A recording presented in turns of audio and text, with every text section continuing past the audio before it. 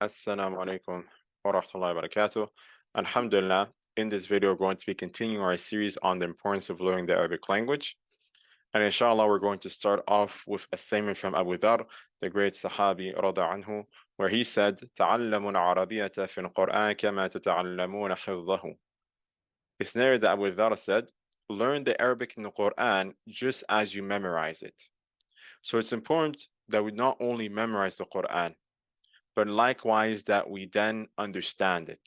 So Allah says in the Quran, بَلْ هُوَ آيَاتٌ بَيِّنَاتٌ فِي صُدُورِ الَّذِينَ أُوتُوا الْعِلْمَ. Allah says the Quran are clear verses that are kept in the chest of men. So there's no doubt that it's important for us to memorize the Quran. But then we need to take the next step, which is to understand the Quran. And we can never fully understand the Quran until we learn the language within which it was revealed. And this is something that Allah points to when He says to the Prophet ﷺ, لا تحرك به لسانك لتعجل به إن علينا جمعه وقرآنه فإذا قرأناه فاتبع قرآنه ثم إن علينا بيانه. Allah said to the Prophet ﷺ, do not rush in your recitation of the Quran. إن علينا جمعه وقرآنه. Verily, we're going to make sure to bring it together and keep it in your heart and recite it to you.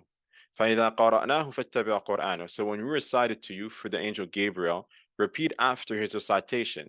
ثم إن علينا بيانه. And then after that, after you've memorized it and it's in your chest, we're going to explain it. Then we're going to take it upon us to do al-bayan, to clarify its meaning. So after we memorize the Quran, we then need to follow up with understanding the Quran. And then, of course, we need to follow that up with implementing the Quran.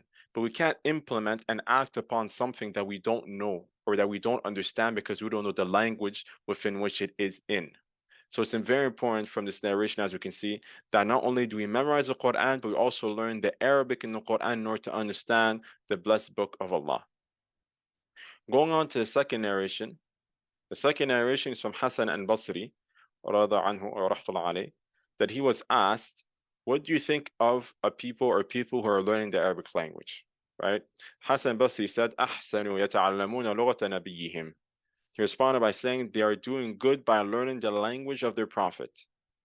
So not only is it important for us to learn the Arabic language in order to understand the Quran and have a connection with the speech of Allah subhanahu wa ta'ala, but likewise it's important for us to learn the Arabic language in order for us to have a connection with our Prophet Muhammad sallallahu alaihi wasallam. Because the Prophet Muhammad sallallahu alaihi wasallam, he only spoke one language, which was the Arabic language. So if you want to connect with his statements, if you want to understand his statements, we need to understand the Arabic language. And likewise, we should want to speak the language that the Prophet Muhammad was speaking. Because Allah says in the Quran, النبي أولى بالمؤمنين من أنفسهم. Allah says in the Quran that the Prophet Muhammad is more important to the believers than their own selves. Yes. And likewise, Allah says in the Quran, لقد كان لكم في رسول الله أسوة حسنة. Allah says, verily there is in the Prophet Muhammad a great example, a great model. So it's important for us to learn the Arabic language, not only to connect with the Quran and understand the Quran, but also to connect with our Prophet Muhammad and to connect with the language that he spoke with in his statements, his ahadith, and so on and so forth. Going on to the last narration for today, which is that it's been narrated روى أن رجلا جاء أو روى أن رجلا جاء لأبي محمد الحمداني وقال له أريد أن أتعلم من العربية ما يقيم به لساني فقال أنا منذ 50 سنة أتعلم النحو فما تعلمت ما يقيم به لساني.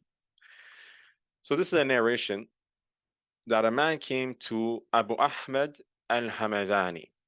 Abu Ahmad al-Hamadani was a great scholar of the Arabic language. So a man came to Abu Ahmad al-Hamadani, and he said to him, the man, I want to learn from the Arabic language what will fix my tongue, yani from grammatical mistakes. So Abu Ahmad al-Hamadani, this great scholar of the Arabic language, responded by saying, I have been studying Arabic grammar for 50 years, and have still not been able to rid my tongue of mistakes. So why did I mention this narration? I mentioned this narration to show you that learning the Arabic language is a life journey. Even someone as Abu Ahmed al-Hamadani, who was a native Arab speaker and he was a great scholar of the Arabic language, even he had to be learning more things about the Arabic language. Even he had not reached a level where he did not need to study the Arabic language. So it's upon all of us to push ourselves and to go and to take on that journey of learning the Arabic language, and that journey never ends. Doesn't matter if you're neighbor, it doesn't matter if you're a native Arabic speaker. It doesn't matter if you've been studying the Arabic language for 30 years, 50 years even. There's always more things to learn. There's always mistakes that need to be fixed. There's always more words and there's always more structures to learn. It's the richest of languages, and it's a never-ending pool that you always need to be swimming in and taking gems from and pearls from. So my main point here is that start your journey of learning the Arabic language and understand it's a life journey of learning. And understand that this life journey is a journey that's going to bring you closer to the Quran, as a narration that Abu Dharr mentioned.